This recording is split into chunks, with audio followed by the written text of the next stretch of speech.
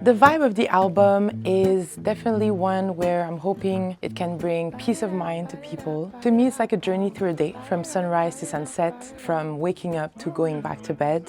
Those two moments being anchored in peace and peace of mind, having to deal with the chaos of everyday life in the middle, just to end up back at the peaceful place. So it's a cycle, whether it be a circle around the sun, a year, a minute, a generation. It's about the patterns and the constant quest for peace and freedom that is at the core of our existence, really. The album was made out of thin air, I guess, in a way, because I was really just letting music come to me and letting life guide me in the process. I knew that I wanted it to be a gift for my mom, so obviously it was anchored in love and gratitude. But aside from that, it just feels like everything fell into place as I was just remaining in the process, because I really wanted the process to be at the center of it all. The concept of creating from a free space where there is no limitation, no judgment, no I have to, but only I want to.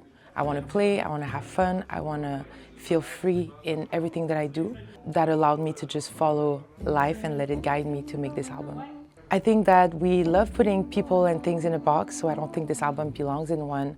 But in reality, if there were a box, it would be jazz, because jazz is about being free and not being in a box. So I have the great privilege of recording in a studio that is by the water. So when I'm recording, not only from the place that I'm in, that is by the water, next to a garden, but also the state of mind that I'm getting to access is a very peaceful, meditative one. I feel at home, I feel at peace, I feel like I'm exactly where I'm supposed to be, and I'm in that place that makes me feel whole.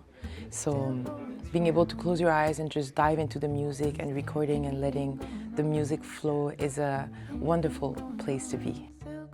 I think sometimes I record songs more than once just because I love singing, and then it gives options if ever there's something, but in reality I do enjoy getting to record one track that is the one, instead of trying to cut and paste different takes, so that there can be a real authenticity from start to finish in the song, and whatever imperfection is actually just the reality of being human, and everything that is imperfect makes it perfectly human.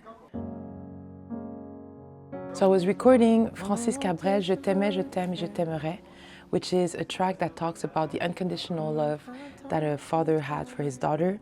And it was the bonus track on the album because I wanted it to be a gift for my mom, since the album is dedicated to her, but also it talks about unconditional love, and she happens to love that song. So it was a perfect bonus track at the end.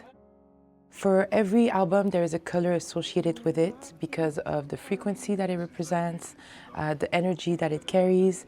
And the first trilogy was primary colors, so blue, red, yellow, and to me was water, fire, and wind.